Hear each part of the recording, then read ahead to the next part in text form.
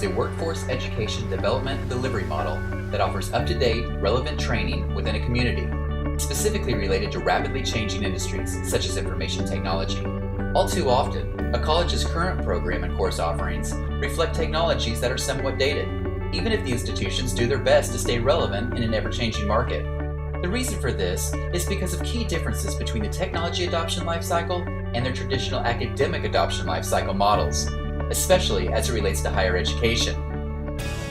For example, the technology adoption lifecycle moves quickly and weighs its relevancy on the front end, or the upward curve of the cycle. This model describes the adoption or acceptance of a new technological innovation according to the demographic and psychological characteristics of a defined group. The process of adoption over time is typically illustrated as a normal distribution, or commonly referred to as a bell curve. So using mobile technology as an example, specifically iPhone application development, never before have we seen such a surge of development for a single device, especially from novices. Such a trend has been created that the tagline, "There's an app for that," is virtually a household phrase.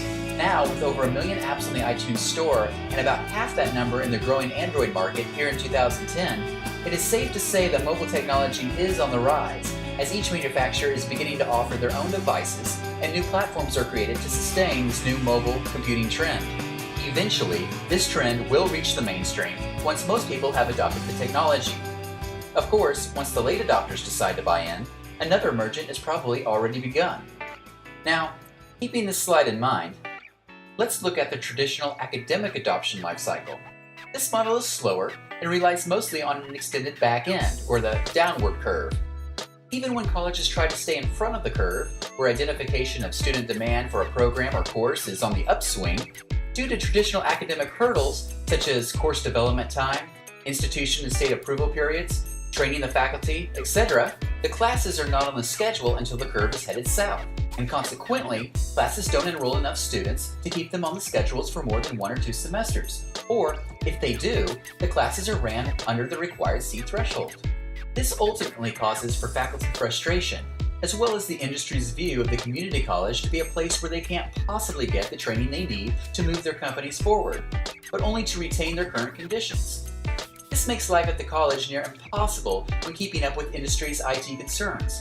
Therefore, having them end up looking to the college for nothing more than office application training and aged networking or programming concepts.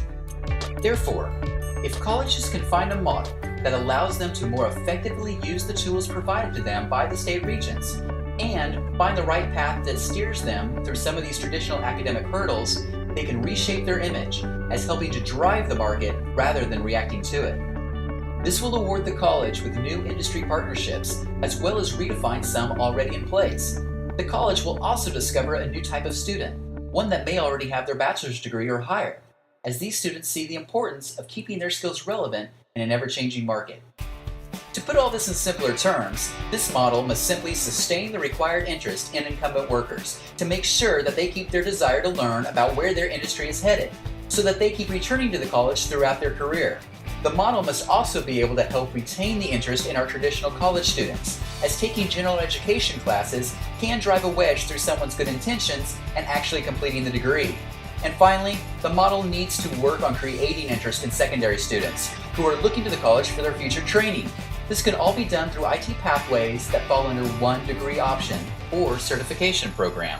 In short, the solution will be able to create an education development and delivery model that offers relevant and timely training, as well as career pathways and evolving IT technologies to incumbent workers, allowing them to retain their technical proficiency while seeking a degree and enabling its repackaging for traditional college and K-12 students.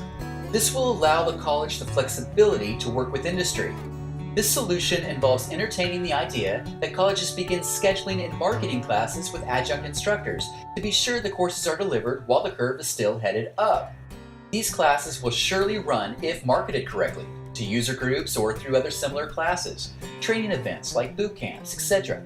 However, it may also be found that internal faculty has hidden interests in emerging technologies that they don't vocalize because of the belief that their efforts will go nowhere due to either the time it takes to put the classes together and get approval, or simply because no one from industry has mentioned the need. Therefore, in their opinion, it couldn't possibly gain the support from the institution.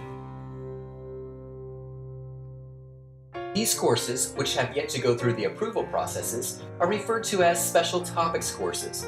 Students are still able to gain college credit for these courses as they are in place simply to gain awareness and a good following before deciding that it's worth the effort to gain the required approval.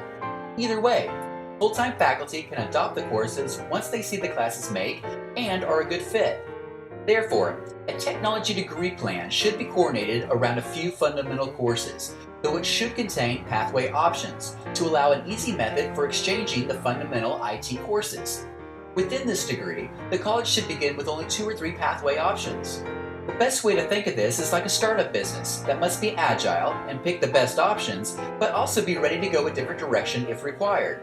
Consequently, selecting 2 to 3 pathway options will allow the college to keep their focus on creating the relevant and timely industry-specific training from the emerging state.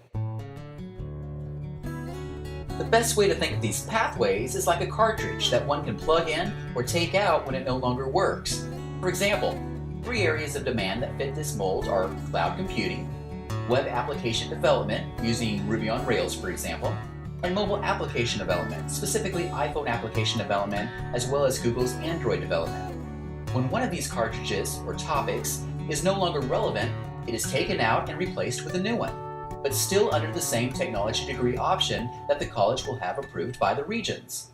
Under this structure, the college will have created a model that works itself down the pyramid, beginning with the incumbent worker, a student in which we provide the most focus.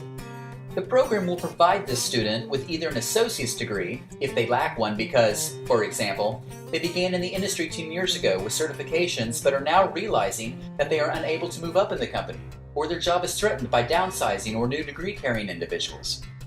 The other option for the program will be to provide the college graduates with only the pathway certification, or the cartridges of courses that are part of the degree, simply to keep their skills relevant and timely in today's market.